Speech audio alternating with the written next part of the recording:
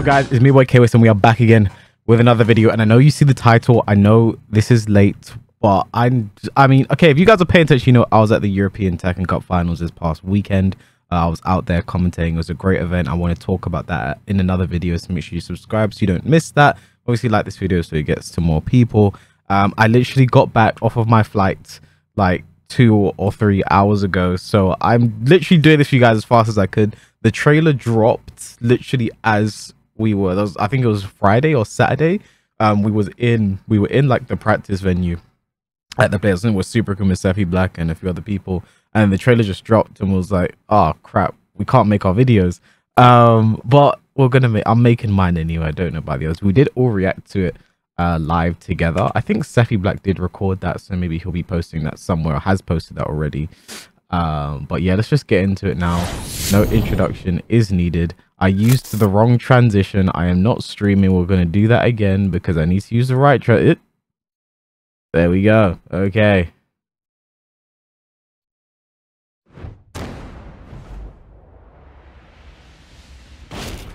The European Tekken Cup finals was amazing. It was at the Bandai Namco headquarters in Lyon. It was actually, I know somewhere in that building, because we're in the headquarters building. I know somewhere in that building they had Tekken 8 playable. I could feel it, I could smell it, I could taste it. Anger of the Beast. I knew it was there somewhere. I didn't get a chance to play, unfortunately, but I know it was in that building somewhere. So I also have to analyze the way she mentions the characters' names as well. It's very important for every trailer. It's very important. That was a bit tame. Marshall and Paul Phoenix are up there. King is on the lower end. And look at the veins on King. Bro, this is so sick, man. Like, King doing the pedigree. That is so sick. The throw tailspin.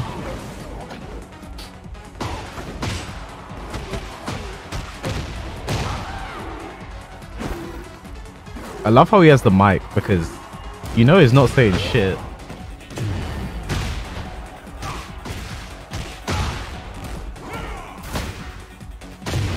So that's the power crush into heat. He smashes the throw. That's like a diamond cutter.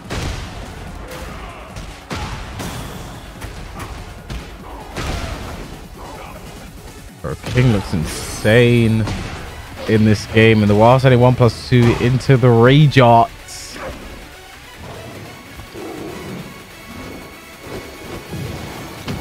Bro, his Rage Art looks sick, man. I can't even lie, it looks sick. Bro, and the veins, oh man. Veins be popping on the male characters in this game. So, first thing I want to say is the more I see more trailers, the happier I am that I'm waiting to do the video talking about the personality of Tekken 8 characters, because every new trailer we see the personality of characters shining through. King as a grappler, as a luchador, like this is the most luchador he's ever been. He has a throw that tail spins, which just leans into the archetype of the grappler and you're the high flying luchador, because that's basically what, you know, King is. I think a big reason King is popular is because I think WWE, wrestling in general, and the FGC really go hand in hand. There are so many like fighting game members and community members that also watch WWE as well. I know Rip had Take It Seriously WrestleMania. King J talks about WWE all the time. And then just in general, such a popular thing, like CEO, for example, the tournament, you know, they give the players, the top 8, they give them a walkout. So I think that's why King in general is quite popular, and casually a lot of people resonate with him. And I feel like in this next game, more people are going to resonate with the character as well, because he just looks so cool.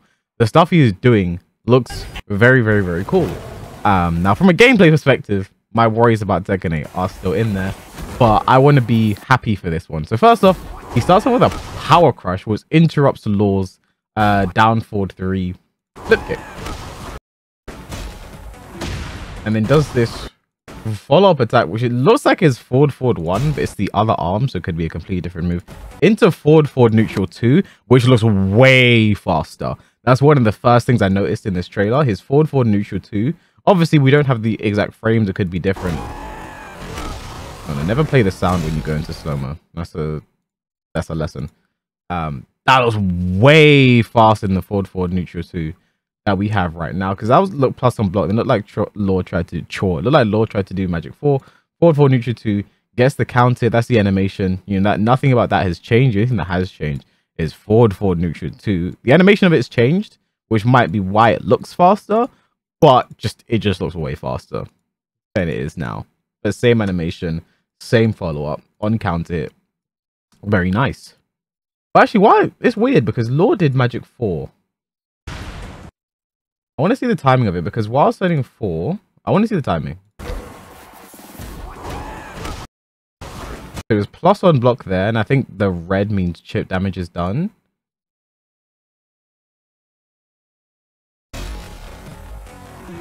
Okay, it looked like both moves like connected around the same time. Because it looked like while setting 4, I thought while setting 4 maybe finished his animation and he didn't do anything to follow up. So it's like, why did he get a counter hit? Is this forward 4 neutral 2 all the time? Probably not. And that's a new orbital type move. This is something Spag actually pointed out when we watched the trailer. He's like, so King has like a new orbital.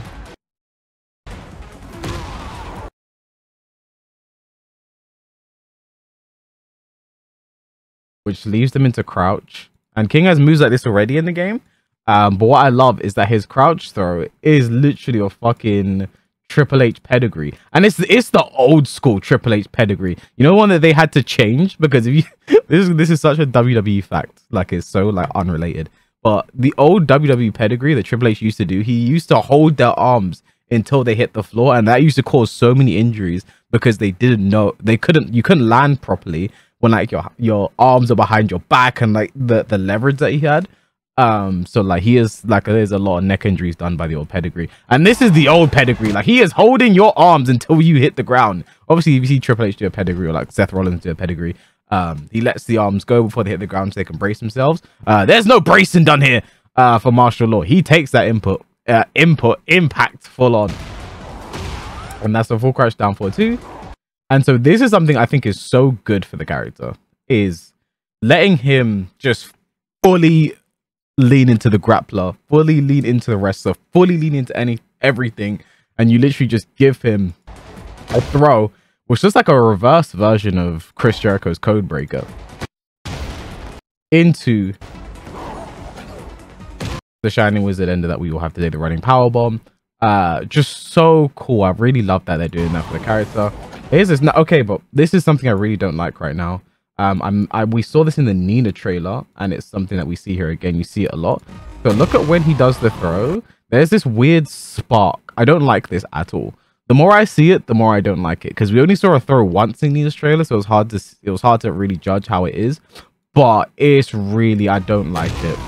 I feel like it's just gonna get really annoying. It's kind of blinding. It's like, yes, we know a throw has been done, but this is something I really don't like. I know they talk about the effects being toned down and this and that, but King did a lot of throws in this trailer, and that was always there, and genuinely not a fan of it. Might even make it more difficult to break throws, because you look at this situation here, you can't see what's going on. Obviously you break throws but from seeing the animation before, but in general, that is, yeah, not a fan. There's a throw back to the wall.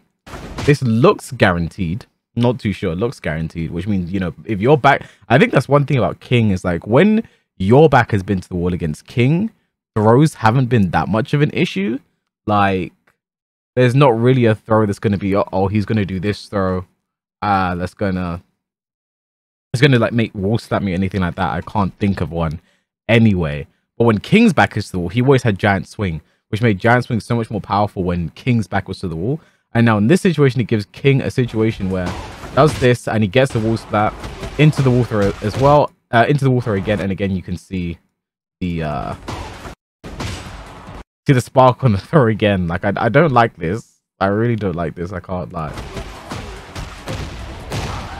Everything sounds more impactful as well. Like, I'm really one thing about Tekken 8 that you cannot fault at all is I like the presentation of, you know, hit effects. Well, not the hit effects, but like presentation of like the way hits sound, and just like, you know, like the character personalities. And like, look at King, like he's talking on the mic, he's cutting a promo even though he doesn't speak words. Like, I feel like you cannot fault them for stuff like that. But like, I think some of like presentation part on the parkour effects side, that's some stuff might be a bit of an issue. But here, this is something that might be, it could be a crazy buff depending on what they've done to King. So right now, King's back 2-1. That move there, King only gets a counter hit launcher if he just does the back one. That's the only way he gets a counter launch. He just does back one, and then he can do it. If he finishes back one too, even if the back one's counter, he doesn't get a combo. Look at this now. He now gets a full combo off the back one too. It screws straight away, so it might not be that good. And also, they could have taken away the counter hit of just the back one by itself, because you see it does this like stun here. I think Josie has a counter hit like that as well, where it does that stun, and she can get a full combo after it as well. But it looks like that is what that is now.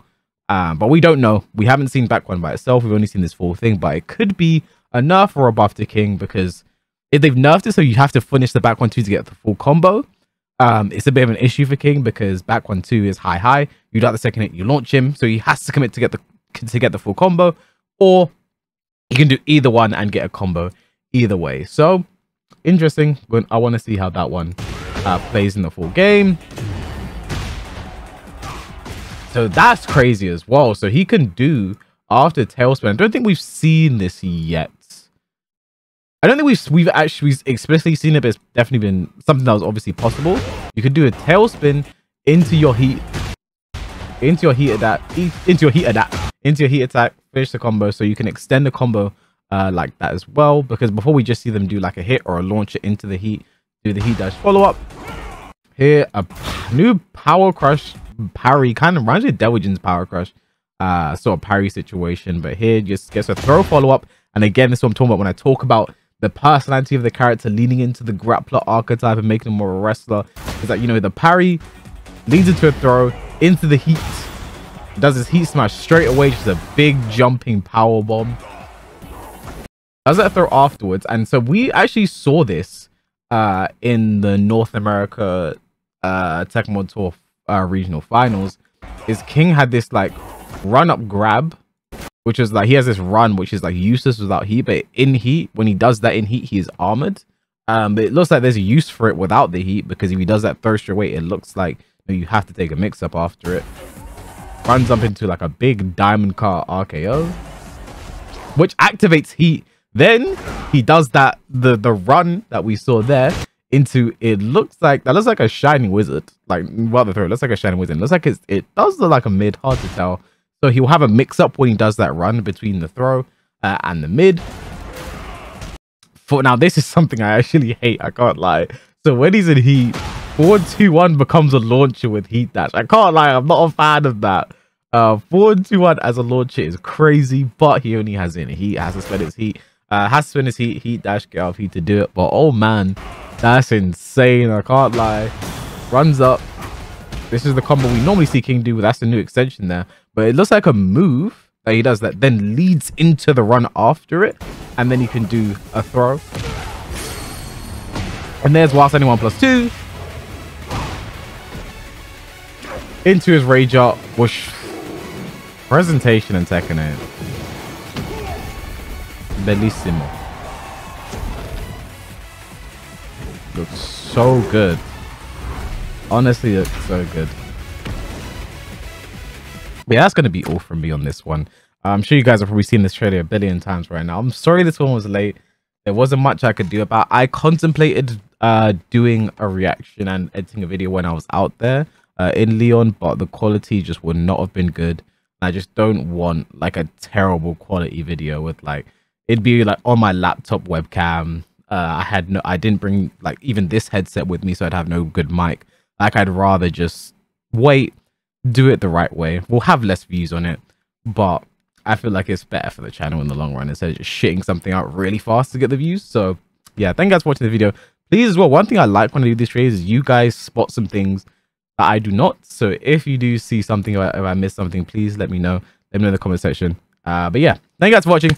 Please like, comment, subscribe if you enjoyed, and I will catch you guys in the next video. And also, I do have a lot of uploads to catch up on too, but there's going to be quite a few videos this week, so it is the best time to subscribe.